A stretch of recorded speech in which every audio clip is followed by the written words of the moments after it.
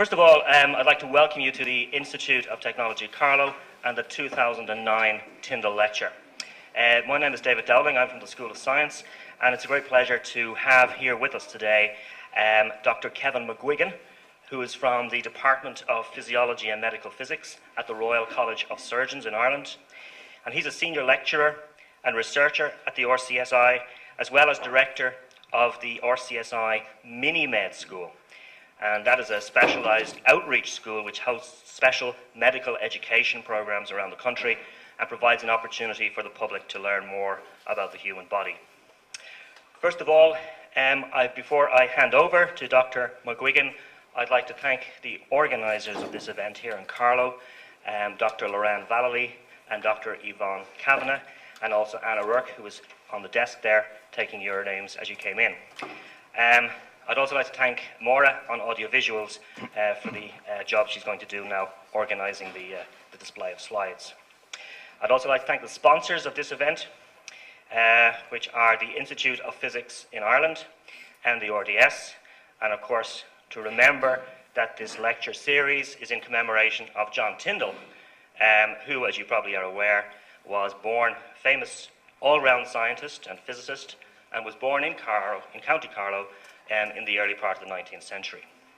So without further ado, I'll hand you over to Dr. McGuigan, and the title of this year's Tyndall Lecture is The Human Body is the Ultimate Physics Laboratory.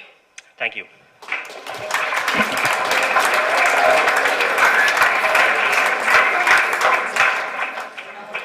Right, folks, it's a pleasure to be here in Carlow, giving the Tyndall Lecture at the home of Tyndall.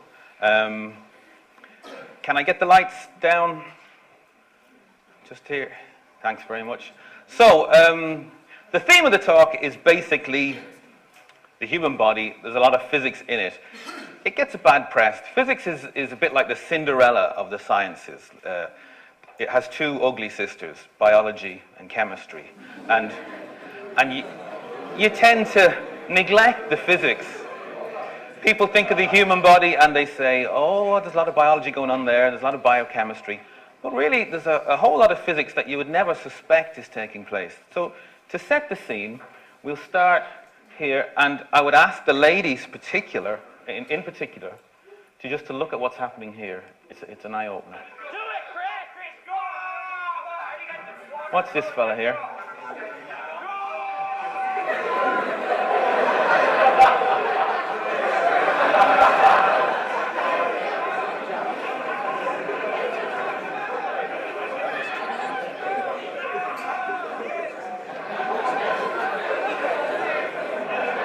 So, if a chemist was to look at that, they'd say, God, isn't it amazing the effect that a little bit of alcohol has on adolescent males?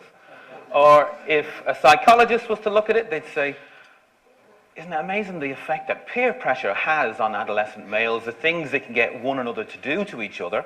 But as a physicist, I'm looking at that and saying, isn't it amazing the way the brain can't take a sideways impact?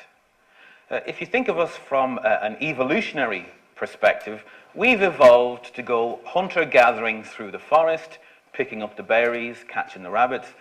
If we lose concentration, we may walk forwards into a tree, and we can handle frontways impacts quite well, but you never expect to get hit sideways by a tree. So your body hasn't evolved any defense mechanisms against that. So when that rather unwise person asked his friend to hit him on the side of the head, what he didn't realize was your brain has two hemispheres, and the sideways impacts makes the two hemispheres jiggle relative to each other, and it stretches the nerves between them, and your brain doesn't like that.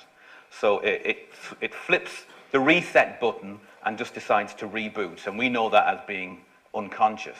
So it's a little bit of stupid behavior, but with a nice bit of physics underlying it. And that's the whole theme of the lecture, because I got my PhD in a topic called semiconductor physics, nothing to do with medical physics. And then I got the gig lecturing in the College of Surgeons to medical students. These were students who did not want to learn physics. So you have to make the the medical physics course relevant. You've got to let them know why they're doing it.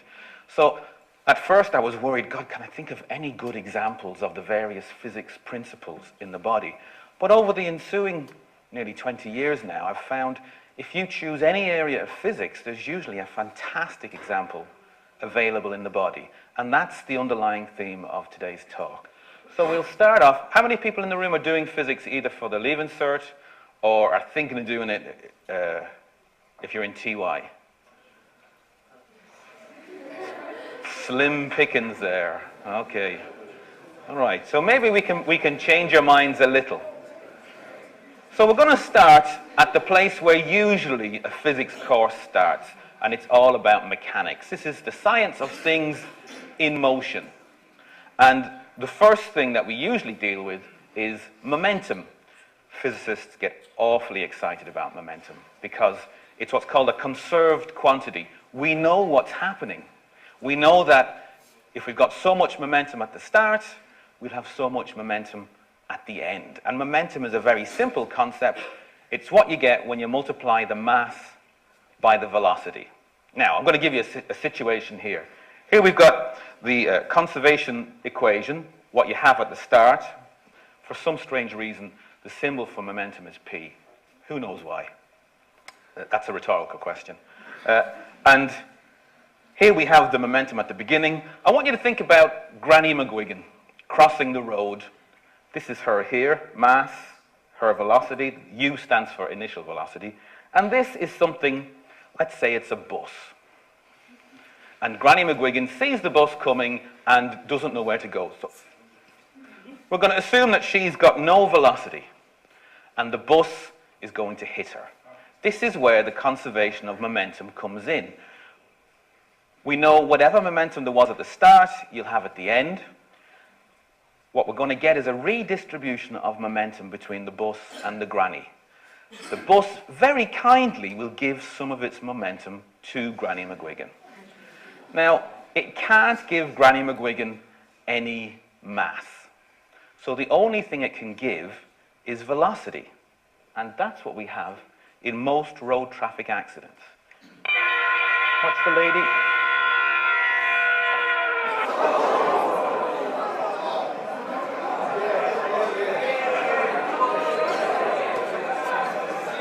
Or alternatively,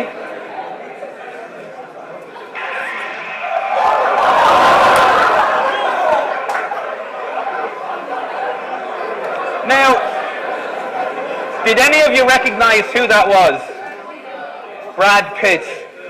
And if you look closely, you'll see Jennifer Aniston is actually driving the taxi. So you can see in those situations, you have a redistribution of momentum, and unfortunately for the pedestrian, it's always in the form of velocity. And that's where you're going to get some of the injuries from. We can go on to another part of mechanics. It's usually an excruciatingly boring part of mechanics, friction. If you've ever been taught friction in a physics lecture, they usually talk about masses on inclined planes and there are normal forces, and it sends you to sleep very quickly. But if we think about the human body, everything is in motion. You've got blood moving, you've got gases going in and out of your lungs. There's a whole lot of motion, and wherever you have motion, you have friction. I always think of friction as being the mother-in-law of all forces. Whatever you want to do, it wants to do the exact opposite. It wants to slow you down. And the whole body's in motion. There's always friction. The body has to deal with that friction. And there are loads of different ways it can do that. What's that? What is it? It's not snot. What is it? Saliva. That's very posh of you. That's exactly what it is. It's saliva. Now, if you were to, are there any biology students in the class? What's saliva for?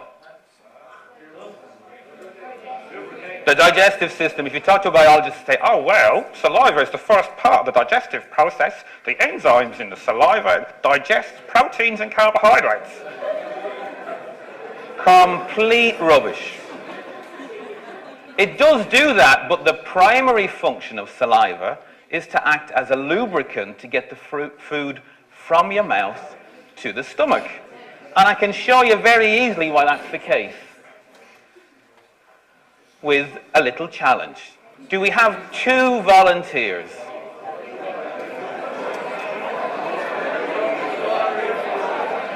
One, thank you very much. And preferably, I'd like to get a lady up to do as the other volunteer. I've given this talk 6 times in the last 3 days. I've never had a problem getting a volunteer. And all of a sudden, Carlo, I need a second one. Come on. Or alternatively, we could ask the teachers to nominate the most poorly behaved student. But the honor of Carlo is at stake. We need another volunteer. Okay, maybe another bloke then, if there's no ladies. Well done. Thank you very much.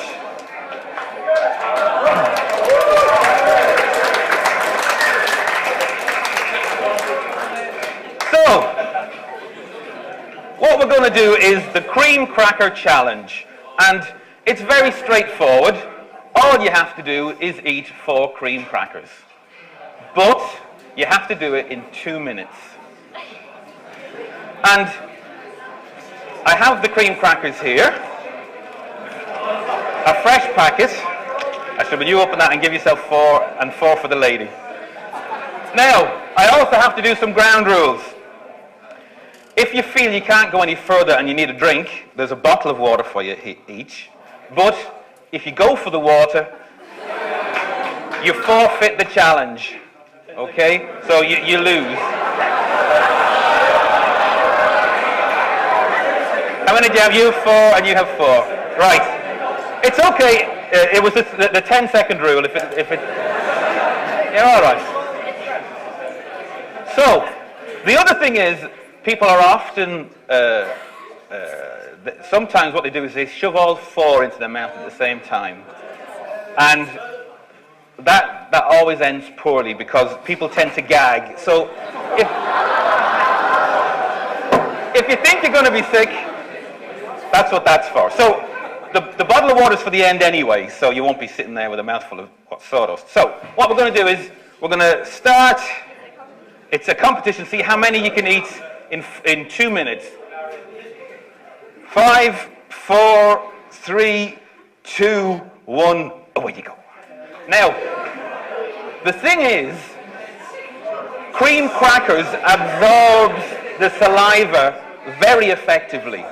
So these people will be able to eat the first 2 quite easily. The third will be a struggle, but the 4th one will be almost impossible. It'll be a bit like trying to swallow broken glass. Don't worry, go on, fire ahead. Don't. So we've got 30 seconds gone. How many do you have? Not even 1 eaten yet. Okay. So it's the battle of the sexes here now.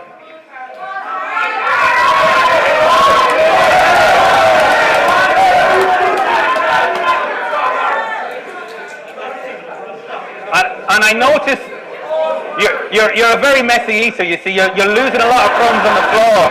That's a really sneaky trick, that one is.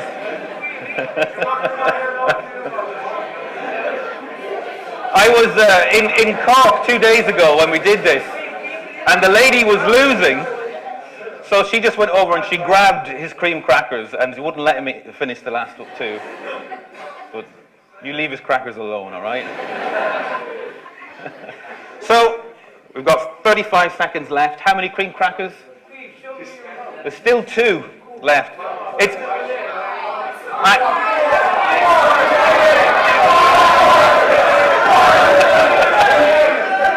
20 seconds left. Now there's one thing. It's one thing. Hold on. It's one thing getting it into your mouth, it's a whole different business getting it swallowed. 5, 4, 3, 2, 1. There you go.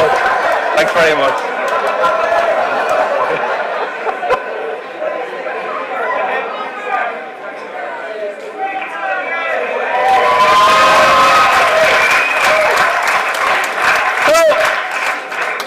You can see you never really thought about saliva as a lubricant, but there it is. It's a vital part of the whole process.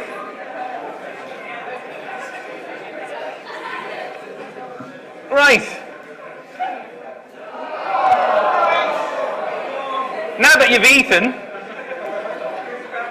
thinking about the thoracic cavity, you've got your lungs inflating, you've got your heart pumping, everything's moving, and it's rubbing up against each other. You have to make sure there's no friction that's going to cause any kind of abrasions. So you can see on the outside of the lung, we have this glassy membrane whose sole function is to act as a lubricating boundary to stop any problems.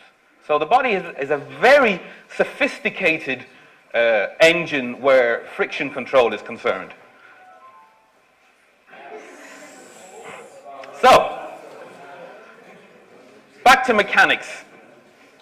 If you do mechanics, almost the first thing you learn about is Newton's laws of motion. And his first law is probably the most important one. Objects at a fixed velocity prefer to stay at that velocity and will resist efforts to change. This resistance is called inertia, and we can see an example of it here. Here comes the car.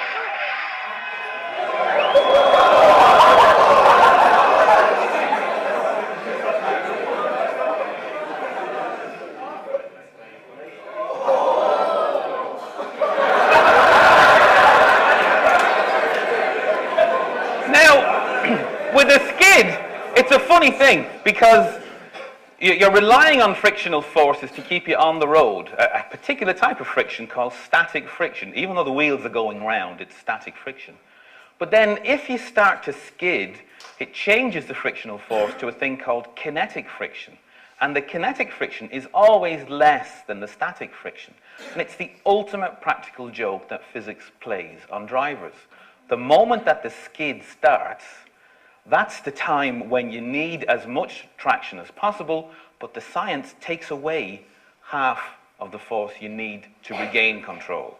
So most skids, as soon as you started to skid, you're at the mercy of inertia. You're just going to continue in a straight line at a fixed velocity until something decelerates you.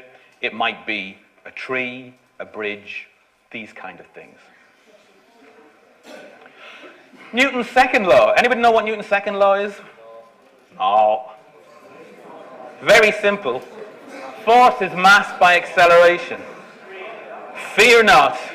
There's going to be no mathematics here. We can muck about with that and we get an equation like this. Now, I want you to think of another situation. Granny McGuigan is going to the shops in her car and she hits a tree. So she's decelerated from 60 kilometers per hour to 0. And the extent of her injuries is determined solely by this term here. This is the force that she's subjected to. That's her mass. That's her final velocity, 0. Her original velocity, 1. The size of the force she's subjected to is determined by the interaction time. Anywhere where you have a very sudden change in velocity, you need a big force to do that.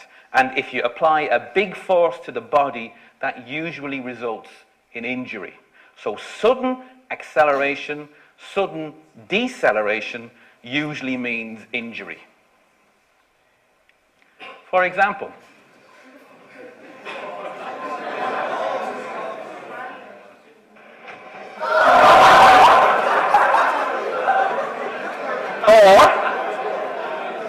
now, this is my daughter, that's my wife, here's my mother-in-law.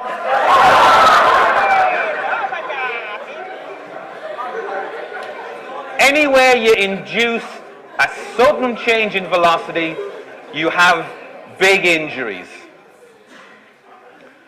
So if you look at car safety features, they're all about making the interaction time as long as possible. If you can spread out the interaction, you can do the deceleration with a smaller force. And that's what we have with crumple zones.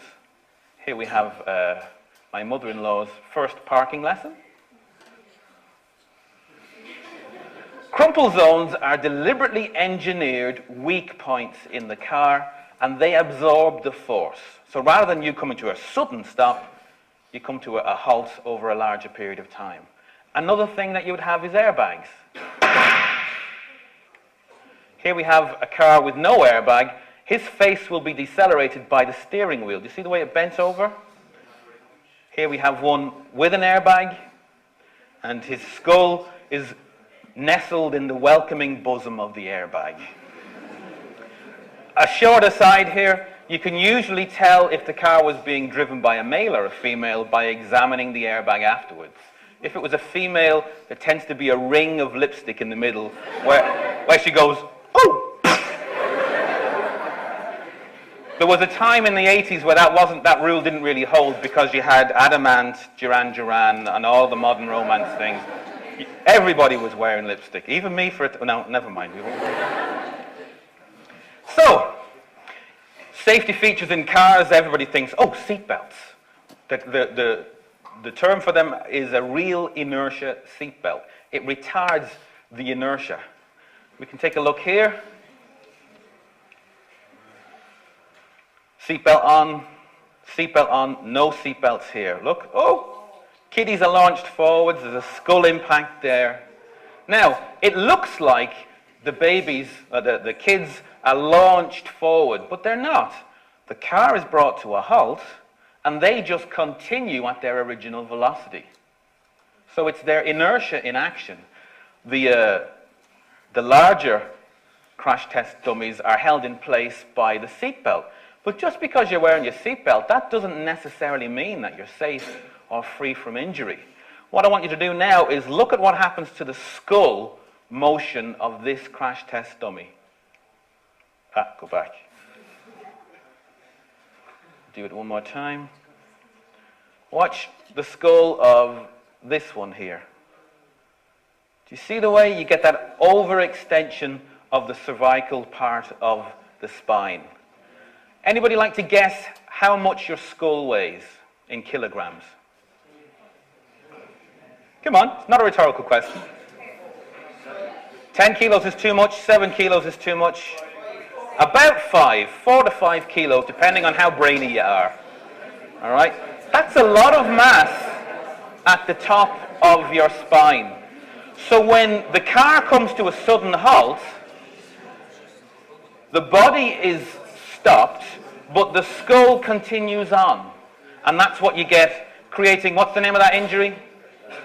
Whiplash. Now, there's two kinds of whiplash. The first kind of whiplash you get when the car is brought to a sudden halt.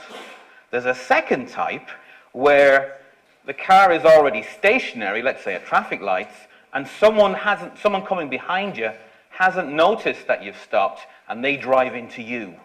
Under those circumstances, your car is shunted forward, your body with it, but your head, which was stationary, its inertia wants to stay where it was originally. And that gives you a second type of whiplash. Now, I scoured the internet for an example, and I couldn't see one relating to a car crash, but I did find this.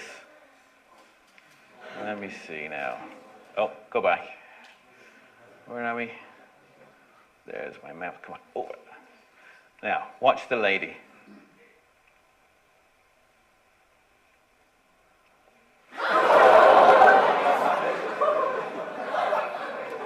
So, the lady is attached to a speedboat.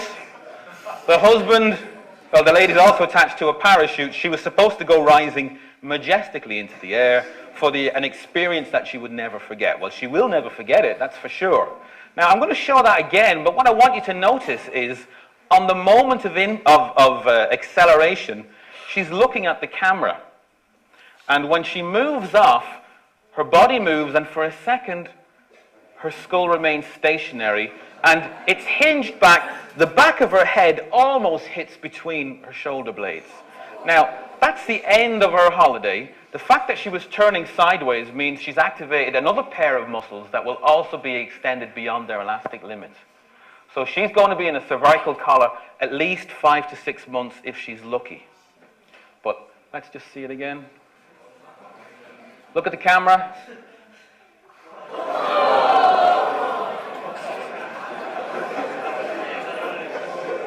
Now, that was linear momentum, the inertia where the motion is in a straight line.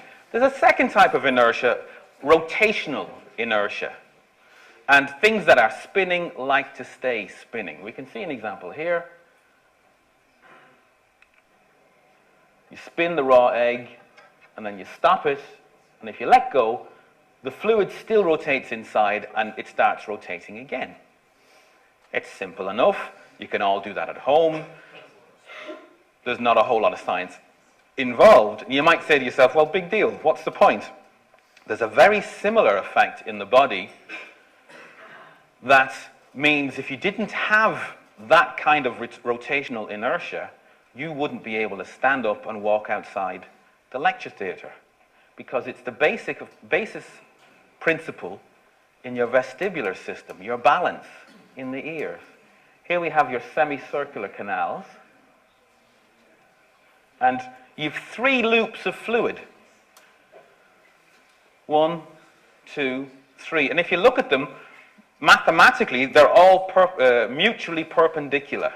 It will detect rotation in the X, Y, or Z direction. Well, the XZ plane, the YZ plane, and the ZX plane. And I need a couple of volunteers now.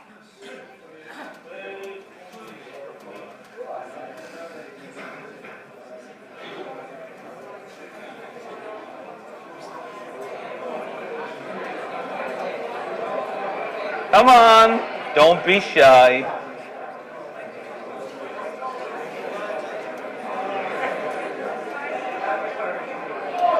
Thank you very much. One volunteer will do, and I'll only do the one demonstration. Now, the vestibular system helps you with your balance. And the way that you detect rotation, thank you very much. What's your name? Andrew. Do you just stand there for a moment? The way that you detect rotation is when you rotate, the bones in your skull go one direction, and the fluid, the endolymphatic fluid in your semicircular canals, remains stationary. You have a little hinge-like door there, and when you have rotation, these things get bent, and it activates the nerves. So you're all familiar with dizziness, yes? Come on over here. Sit yourself down. Now, you're all familiar with normal dizziness, yes? Anybody can get normally dizzy. Normal dizziness is where I just make you close your eyes and I spin you around. And then when you open your eyes and I stop the rotation, your skull is stationary, but the fluid in your semicircular canals is still going round and causing your cupula to deflect. Anybody can do that. We can do another type of dizziness because there is, in fact, 3 types of dizziness. Normal dizziness is rotation in the horizontal plane. That's rotation of the fluid in this semicircular canal. But we can get rotation in another semicircular canal just by doing a slightly different type of rotation. So now, all I need you to do is, I'm going to spin you around 10 times. You need to close your eyes, not yet, but rather than just looking there like that, I want you to put your chin on your chest and look down at the ground. close your eyes, chin on your chest, look, pointing towards the ground. Can you do that? Okay then. So, now when we do this though, folks, it's very important that we remain quiet because your brain takes orientation cues from any source. So if it can hear you talking, it says, oh yeah, well there's people over there, I kind of know where I am. So the quieter we are, the better the effect. So you're going to have to lift your legs a little. You ready? So 10 times round.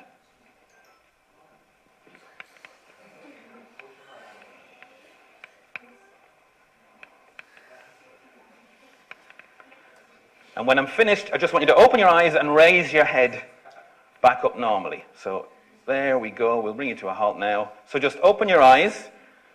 Now, you see the way he's leaning over in this direction?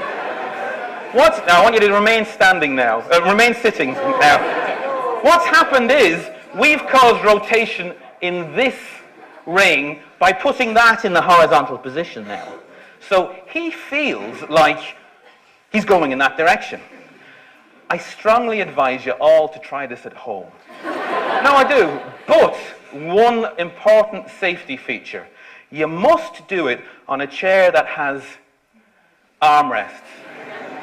Because the sensation that you're moving is so strong that when you open your eyes, you think, oh, I'm going in that direction. You throw yourself off the chair. Now, I'm going to wheel you over to the steps, and then we're going to help you down into your seat.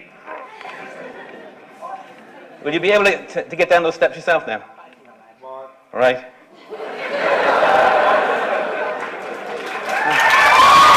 Now, there's an even worse type of dizziness. If we wanted to do rotation in this semicircular canal, what you do is you put your head down and then you look towards the direction that you're going to spin. And if you do your 10 times rotation there, open your eyes, just bring your head back up, you feel like you're doing somersaults, backward somersaults. And if you do that, you must be on a seat that has a back on it.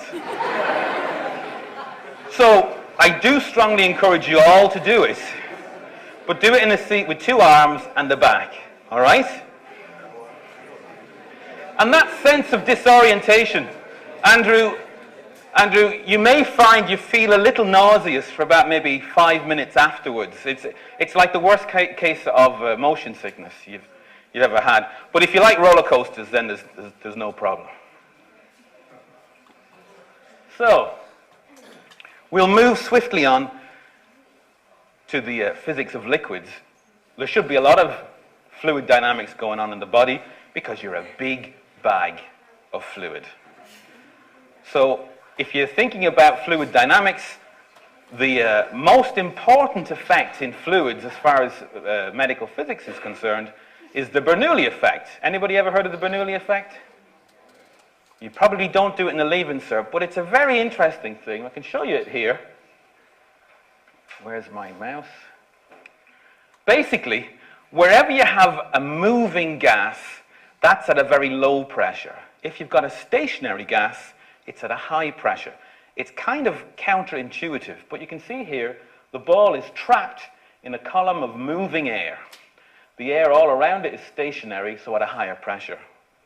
So you've got a Bernoulli trap, that's called. We can show you another example. 1982 World Cup, Brazil versus France. Free kick. Oh, the fool has missed. But hold on. The curve on the ball is created by the spin.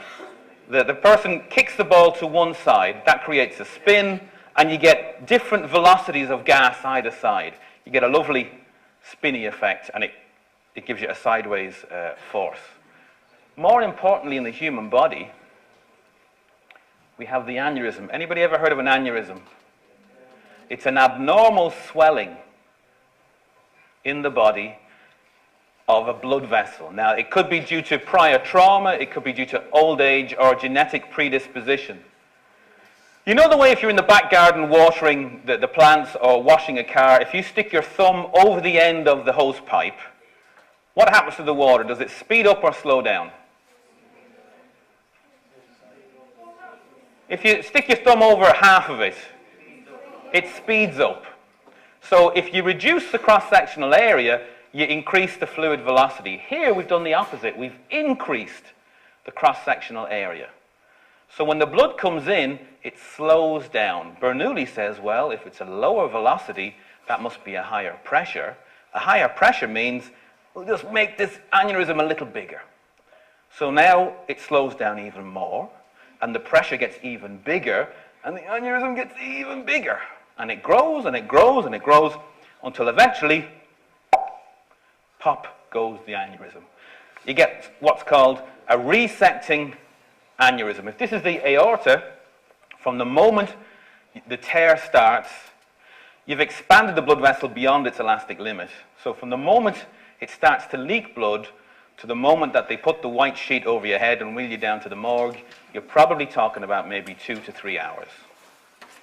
So unless you get an aneurysm surgically treated, there's a very poor outcome involved. Now, what they usually do is they'll diagnose an aneurysm and they'll say, oh, you've got an aneurysm, we're going to operate, but not now. Come back in 2 months and we'll measure your aneurysm, and it will have grown a little bit, because this growth process takes place over months. So they'll measure it in 2 months' time. Oh, it's a little bit bigger, don't worry. Come back in 2 months, and they keep monitoring it until eventually they say, oh, a bit big, I think we'll operate. And then they'll cut there, and then just stick the two sides together. And that's your aneurysm. So it's a fantastic example of the Bernoulli effect, but there's an even better one in the body. The fart. And we're all going to have a go at this. Now, we're going to make an origami anus. The ancient Japanese art of paper folding will make a paper anus for us all. Take your sheet of paper and fold it along the long axis, corner to corner, so you've made it half the size.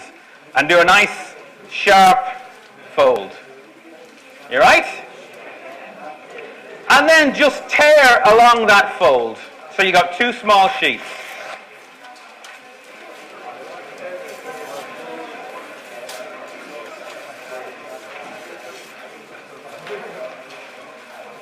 Come on, it's not rocket science. You're just tearing a piece of paper in half. Are you ready? Now, hold up your 2 sheets of paper by the corner.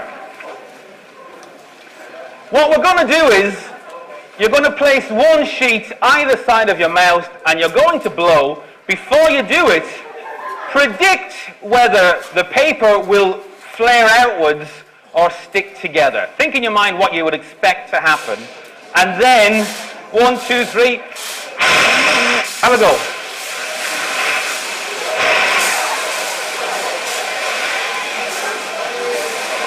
Right. So what's happening? Are they flowing outwards?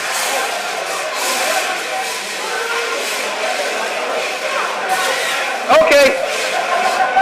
Do they flow outwards? Yes or no? They stick together.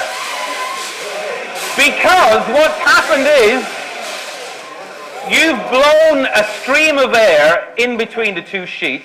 The air has a high velocity. Outside, on the other side of the paper, the air is stationary. So low velocity is high pressure.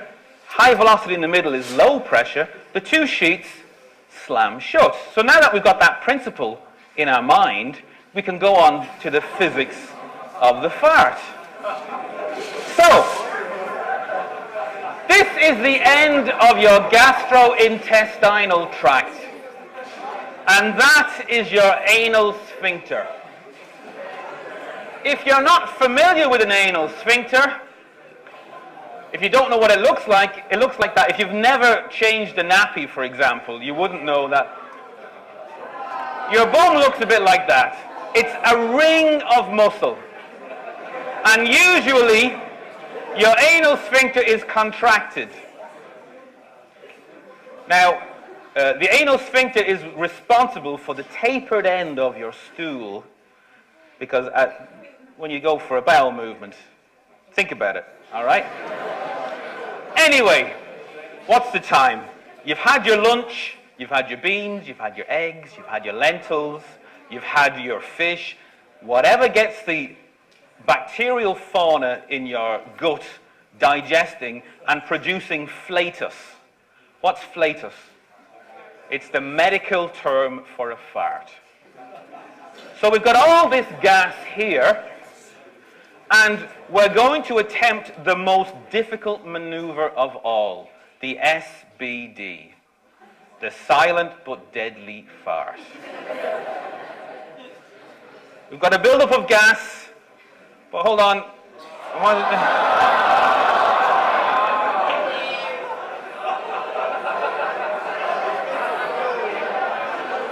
We've compressed the gas. It's at a high pressure. It's very uncomfortable. We're going to try and relieve the discomfort silently. You relax your anal sphincter in the hope, my hands will be the anal sphincter, in the hope that you'll get a effect. But Bernoulli doesn't let that happen. What happens is, you relax your sphincter, the gas starts to move. Increase in velocity. Bernoulli says, oh, decrease in pressure. Lower pressure means your anal sphincter slams shut, stopping the airflow or the fart flow. So now it's stationary. Bernoulli says, oh, high pressure. And the process repeats itself about 100 times per second, giving you the characteristic. So, when you hear the fart, it's not as if you've got fantastic muscular control and you're opening and shutting your anus 100 times a second. You only relax your anus once, and Bernoulli does everything else for you. Now, as a physicist, I've often had people say to me, Dr. McGuigan, you're talking through your arse. If you think about it, in your larynx, you've got two vocal folds, and the breath from your lungs goes between those, and it creates a vibration there. So the next time someone says, you're talking through your arse, you can say, no, but I'm talking through a modified version of my arse, because the physics is exactly the same.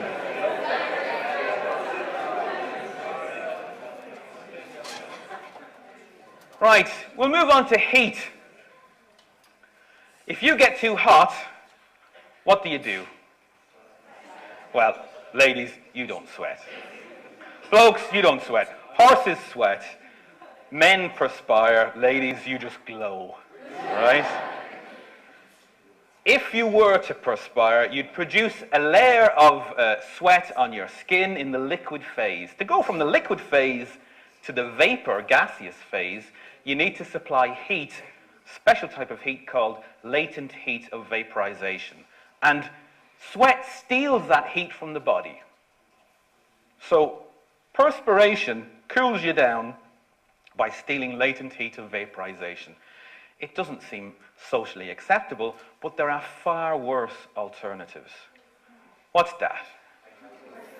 A kangaroo. Well, it's either a humongous rat or it's a kangaroo. Now, I want you to admire this for the beauty. It took me ages to get the kangaroo to pose like that. Now, where do they come from? Australia. Is it a hot or a cold country? Very hot. Poor old Joey is covered in fur. Fur is designed to keep you warm. So he's a fur-covered animal in a hot country. Furry animals can't sweat. The physics doesn't work. You need a flow of air over the skin. So dogs and cats, if they get too hot, they stick their tongue out and they pant. And all the cooling is taking place from their tongue. Joey has a different strategy.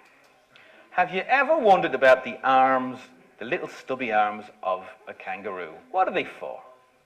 They don't use them for feeding because they're too short. And they don't use them to put their mobile phone in their pouch. They have no apparent use. But you'll notice there's no fur on their arms. And their arms are highly vascularized. You have a huge volume of blood going through those stubby little arms. These are cooling machines. What they do is, it's a very elegant cooling process. They cover their forearms in saliva. They lick their forearms and they use their saliva in the same way that we use perspiration. It's a very effective way of cooling down. Cools the blood, keeps them cool. Now, it's very elegant. Ladies, if you saw a bloke licking his arms in a disco, you're probably not going to want him to ask you to dance. There are worse alternatives. What's that? It's a bird, sir. I was looking for more than just a bird. What type of bird is it? A what? It's not a crane. It's a stork. It's a stork from Africa called a marabou stork. And you usually get these in the savannah. They're quite dry environments, so they don't go wading around in the water to keep cool. They're covered in feathers, highly insulating. Again, heat is a problem. How do they cool down? They don't perspire. They don't use saliva. Can you think of another bodily fluid they could use? Come on. Urine. Oh. Well, it's not quite urine. If you look at the anatomy of a bird, they don't have separate outlets for their urine and their feces. They mix urine and feces in their cloaca. That's the last bit of the gastrointestinal tract, just the other side of your anal sphincter. But it means birds have very liquidy poo, and they squirt that all over their legs. And that cools them down. Isn't it fantastic? So, never lick a stork's leg. You don't know where it's been.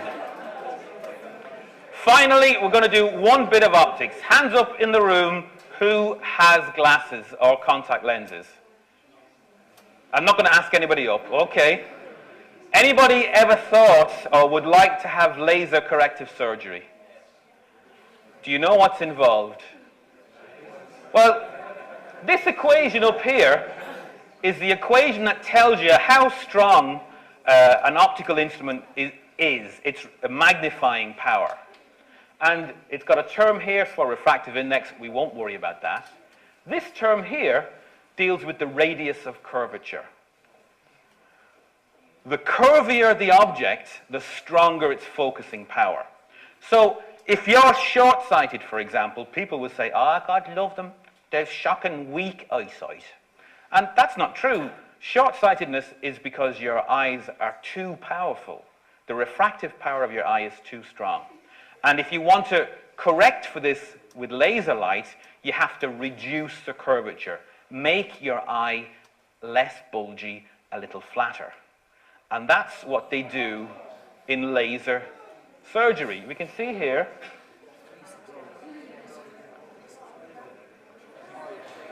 This isn't a scene from Lord of the Rings. This is what happens in the surgery. What's he doing? Now, you are awake while this procedure takes place. And just to let you know, they have those two little hooky retractors either side of your eyelids, keeping your eye open. Now, you do have a local anesthetic.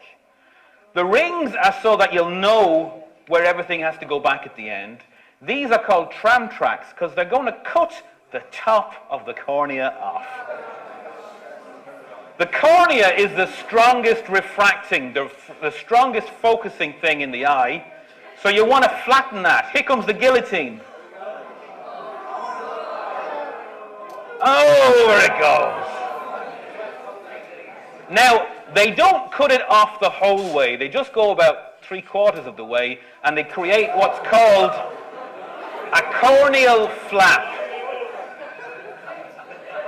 They're going to lift the flap now with a needle. You'll see the needle coming up from down here.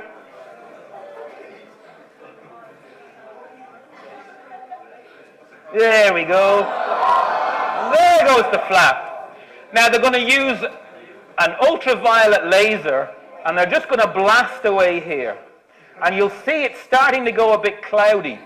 And it's just like when you boil an egg. The white of the egg goes white when the proteins denature. So they're using a laser to blast away material from here to make it flatter. The reason that they've created the corneal flap is because at the end they can put it back and it creates its own self-healing, hermetically sealed bandage. It's a very effective technique. If you're considering having it done, it's between 500 and 700 euros per eye. Now, they're still blasting away there. When they're finished, you'll see them put the flap back now, any minute now. Here we go. That's a little bit of saline just to keep everything nice and moist. There it goes. And here's the beautiful part. They stick the needle back underneath the flap and inflate it with saline just so that you get the ring back where everything was supposed to be at the start. And it's not like they sew the cornea back on. They just leave it there like that. They put a bandage over your eye so you don't use your eye any more than you have to. And that's that. Folks, I'm going to leave it there. There's loads of other things I could have talked to you about, but we've run out of time. So if there's any questions, I'm more than happy to take them.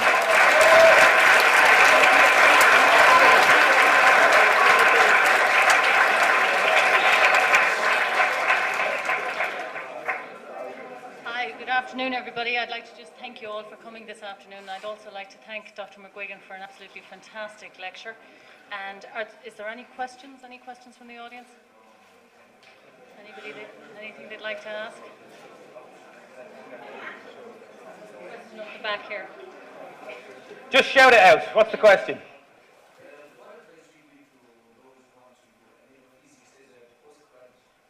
Medical physics as a postgraduate course. There's a very good medical physics course run through St. James's Hospital. You get your degree from Trinity College. And there's another one in Queen's University, but in the Republic of Ireland, the only one that I'm familiar with is the one through Trinity College. So I'd strongly recommend you go for that. Pardon? Job options. Well, if you go for medical physics, it'll mostly be hospital physicist, radiation therapy, making sure that the X-ray machines are calibrated, those kind of stuff. Any other questions? Yes. Well, the thing about physics is you can end up doing physics in all kinds of strange areas. So physics graduates tend not to have a problem getting jobs. Chemists, you've got to do chemistry, right? Biologists, you've got to do something kind of biological. Where physics is concerned, you do a lot of mathematics, you do a lot of computations, you do a lot of experiments. So you tend to have a very broad portfolio of expertise, and you find physicists working in health, in finance, in computing, electronics. So I would say there are more options for a physicist than there would be for other science graduates. Thanks for that. Anybody else? If that's all the questions, then if anybody has any further questions, you can always talk to Dr. McGuigan after the talk here. I just would like to make a presentation to Dr. McGuigan on behalf of the Institute Oh, of shucks. Technology. You shouldn't. And thank you for coming down. Thank you very much.